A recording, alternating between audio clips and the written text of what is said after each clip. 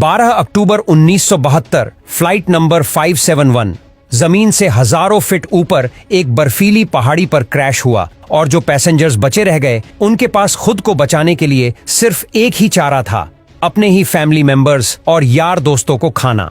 तो चलिए जानते हैं इतिहास की सबसे बड़ी दिल दहला देने वाली कहानी। साउथ अमेरिका के उरुग्वे देश से एक चार्टर्ड प्लेन उड़ान भरता है जिसको चिली देश की राजधानी सैंटियागो में पहुंचना है। इस प्लेन में बैठे हैं रग्बी प्लेयर्स, उनके फैमिली मेंबर्स और उनके यार दोस्तों। इस प्लेन में टोटल 45 पैसेंजर्स हैं जिनमें 9 क्रूज मेंबर्स हैं, लेकिन दुर्भाग्य से आगे चलकर मौसम खराब मिलता है। इस वजह से इस फ्लाइट को रास्ते में ही अर्जेंटीना के मेंडोजा शहर में लैंड कराया जाता है। ये फ्लाइट रात भर वहीं रुकती है और ये फ्लाइट 13 अक्टूबर को दोपहर के 2:18 पर फिर से उड़ान भरती है और पायलट को पूरा भरोसा था कि 1 घंटे के बाद वो सही सलामत सैंटियागो में पहुंच जाएंगे। ये प्लेन करीब 18,000 फीट के ऊपर उड़ रहा था और धीरे धीरे एंडीज की पहाड़ियों को पार करता जा रहा था, लेकिन आगे चलकर मौसम और खराब होता गया और पायलट को आगे कुछ भी दिखाई नहीं दे रहा था। इसीलिए वह अपनी लोकेशन का रफ आकलन करता रहा और 1 घंटे के बाद जब उसे लगा कि उसने एंडीज की पहाड़ियों को पार कर लिया है, तो उसने सैंटियागो एयरपोर्ट पर ATC से प्लेन को लैंड कराने की अनुमति मांगी। तो ATC ने प्लेन को लैंड कराने की परमिशन दे दी। 3:21 को जैसे ही प्लेन नीचे आता है तो पायलट को दिखाई देता है अभी तो एंडीज की पहाड़ियां ही चल रही है और सामने एक बहुत बड़ी चट्टान है। जल्दी से पायलट प्लेन को फिर से ऊपर उठाने की कोशिश करते हैं, लेकिन अब बहुत देर हो चुकी थी। प्लेन को ऊपर उठाते उठाते प्लेन का पिछला हिस्सा पहाड़ी से टकरा जाता है और वो टूटकर अलग हो जाता है और पीछे शीट के 3 पैसेंजर्स हवा में ही उड़कर खत्म हो जाते हैं। इस टकराव से प्लेन डिसबैलेंस हो जाता है, जिस वजह से उसकी दूसरी विंग भी पहाड़ी से टकराती है और वो भी टूट जाती है। अब केवल प्लेन का फ्रंट पार्टी बचा था जो 350 किलोमीटर प्रति घंटे की रफ्तार से नीचे ग्लेशियर में टकराता है और प्लेन के पायलट तुरंत मारे जाते हैं। 45 में से 12 लोग इस घटना में मारे जा चुके हैं और इनमें से ज्यादातर बहुत जख्मी हालत में है। उन्हें ये भी नहीं पता कि इस समय वो कहां पर है। ये क्रैश हुआ प्लेन जमीन से 3,570 मीटर की ऊंचाई पर एंडीज की किसी अनजान पहाड़ी पर बिखरा पड़ा है। परेशानी ये थी कि जल्द ही शाम होने वाली थी, इस वजह से रेस्क्यू टीम के पास उनको ढूंढने के लिए ज्यादा वक्त नहीं था और इस बर्फीली पहाड़ी पर रात गुजारना नामुमकिन था, क्योंकि यहाँ का तापमान रात में -30 डिग्री सेल्सियस तक पहुंच जाता है। जल्दी ही रेस्क्यू के लिए 4 जहाज रवाना किए गए। इन चारों जहाजों ने एंडीज की पहाड़ियों को खंगाल डाला, लेकिन इन्हें कहीं भी कुछ भी नहीं मिला, क्योंकि प्लेन ऐसी जगह पर क्रैश हुआ था जहां पर सफेद बर्फ और घना कोहरा था और प्लेन भी सफेद रंग का था। इस वजह से ऊपर से देखने पर रेस्क्यू टीम को क्रैश साइट का अंदाजा ही नहीं हो पा रहा था।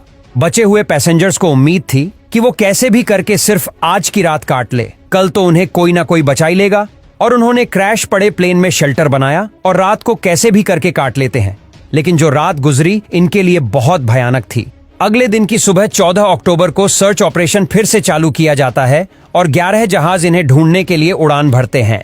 लेकिन परेशानी वही थी कि क्रैश हुआ प्लेन सफेद रंग की वजह से बर्फीली पहाड़ियों में नजर ही नहीं आ रहा था। बचाव दल के जहाज सर्वाइवर्स के ऊपर से उड़कर जा रहे थे, लेकिन उन्हें वो नीचे नजर ही नहीं आ रहे थे और दिन भी गुजर जाता है। अगले दिन भी बचाव दल इन्हें ढूंढने में असमर्थ रहता है। सर्वाइवर्स को समझ आ चुका था कि ये बहुत बुरे फंस चुके हैं, मदद कब तक आएगी ये कहा नहीं जा सकता। इस वजह से वो प्लेन में मौजूद चीजों से सर्वाइवल की तकनीक बनाने लगे। धूप में बर्फ को पिघलाकर वो पानी की व्यवस्था तो कर लेते थे, लेकिन खाने के लिए उनके पास ज्यादा कोई ऑप्शन नहीं थे। दिन प्रतिदिन गुजरता जा रहा है, मदद मिल नहीं पा रही। प्लेन में जो खाना था वो भी खत्म हो चुका है। अब इन्हें इस पहाड़ी पर 8 दिन गुजर चुके थे और उधर 8 दिनों के बाद सर्च अभियान 2 महीनों के लिए रोक दिया जाता है, क्योंकि अक्टूबर के महीने में वहां पर बहुत ज्यादा बर्फ पड़ती है। ऑफिशियल्स को ये लगा कि इन 8 दिनों में सारे यात्री मारे जा चुके होंगे।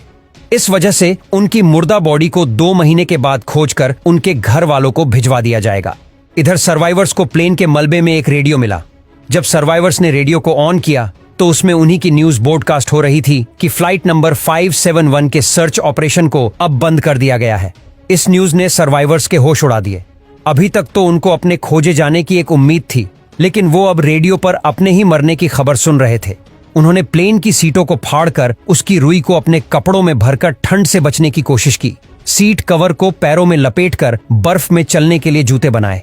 सबसे बड़ी दिक्कत खाने की थी। अब जिंदा रहने के लिए इनके पास सिर्फ एक ही ऑप्शन था, जिसके बारे में सोचकर ही रूह कांप जाए। इन्होंने बर्फ में पड़ी अपने फैमिली मेंबर्स और उन यार दोस्तों की मुर्दा बॉडीज को खाने का फैसला किया, क्योंकि इनके पास खुद को बचाने के लिए कोई भी ऑप्शन नहीं था।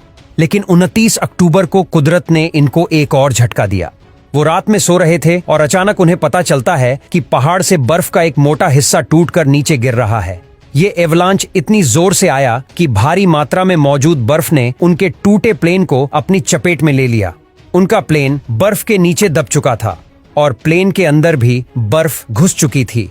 इस बर्फ से बाहर निकलने में इन लोगों को 3 दिनों का समय लग जाता है। अब इन्हें रियलाइज हो जाता है कि यहाँ रहेंगे तो एक एक करके सब लोग मारे जाएंगे। इससे अच्छा है कि इस पहाड़ी से बाहर निकलकर मदद ढूंढने की कोशिश की जाए।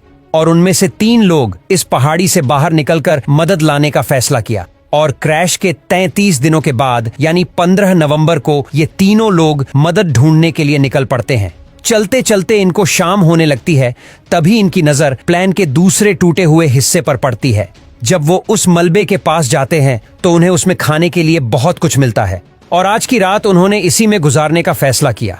प्लेन के उस पिछले भाग में उन्हें एक बैटरी मिली, जिसे कम्युनिकेशन डिवाइस को चालू करके वो बचाव दल को बुला सके। कुछ दिनों तक इन्होंने इसे चालू करने की कोशिश की, लेकिन इन्हें सफलता नहीं मिली। और अब ये तीनों नौजवान कनेसा, पराडो और विजेंटन ग्लेशियर पर चढ़ाई करने के लिए निकल पड़ते हैं। ये तीनों पश्चिम दिशा की ओर चलते चले जाते हैं, लेकिन ये बिल्कुल भी नहीं जानते कि जिस दिशा में ये जा रहे हैं उसमें कोई इंसानी बस्ती इन्हें मिल पाएगी या नहीं।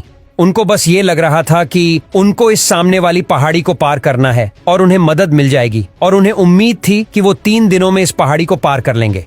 इसीलिए उन्होंने अपने साथ में सिर्फ 3 दिनों के लिए ही मीट की सप्लाई रखी। इन्होंने धागे से सिलकर एक स्लीपिंग बैग बनाया था और रात में एक ही स्लीपिंग बैग में तीनों चिपक कर सोते। चौथे दिन की सुबह उस पहाड़ी की चोटी पर पहुंच चुके थे। जैसे ही ये पहाड़ की चोटी पर पहुंचे तो इन्हें पता चला कि वो इतने दिनों से जिस दिशा में चल रहे थे वो गलत दिशा थी। आगे रास्ता खत्म ही नहीं होता। अब कि उनके पास खाने की सप्लाई बहुत कम थी, इस वजह से उन्होंने फैसला किया कि विजेंटन वापस लौट जाएगा और पराडो और कनेसा आगे बढ़ते रह गए। कुछ दिनों के बाद इन्हें नदी की एक छोटी सी धारा मिलती है। वो उस धारा के साथ साथ नीचे चलते रहते हैं और लगातार 9 दिनों तक चलने के बाद 20 दिसंबर को नदी के दूसरे किनारे पर इन्हें एक इंसान दिखाई देता है। पिछले 9 दिनों में इन्होंने पहाड़ पर 61 किलोमीटर की हैकिंग की थी और इन्होंने उनसे मदद की गुहार लगाई, लेकिन वो इंसान टुमारो बोलकर चले गए। लेकिन अगले ही दिन वो इंसान फिर से वापस आया और एक पत्थर में कागज और पेन लपेटकर नदी के दूसरे किनारे पर फेंका। नंदो पराडो ने पेन और कागज को उठाकर जो भी घटना घटी थी उसके बारे में सब कुछ लिख दिया। जब उस इंसान ने उस पेपर को पढ़ा तो वो सब कुछ समझ गया, क्योंकि उसे पता था इन पहाड़ियों में कुछ दिन पहले प्लेन क्रैश हुआ था। वो इंसान जल्द से जल्द शहर गया और आर्मी कमांड के साथ इस इंफॉर्मेशन को साझा किया और जल्द ही चिल्ली की एयर फोर्स इन्हें रेस्क्यू करने के लिए पहुंचती है। आर्मी ऑफिसर्स पराडो और कनेसा को हेलीकॉप्टर में बैठाकर क्रैश साइट पर पहुंचते हैं और 22 दिसंबर 1972 को क्रैश के 70 दिनों के बाद बचे हुए सर्वाइवर्स को रेस्क्यू किया जाता है। इस क्रैश के बाद 45 में से टोटल 16 लोग ही सर्वाइव कर पाते हैं। इनकी ये कहानी सच में दिल दहला देने वाली कहानी थी।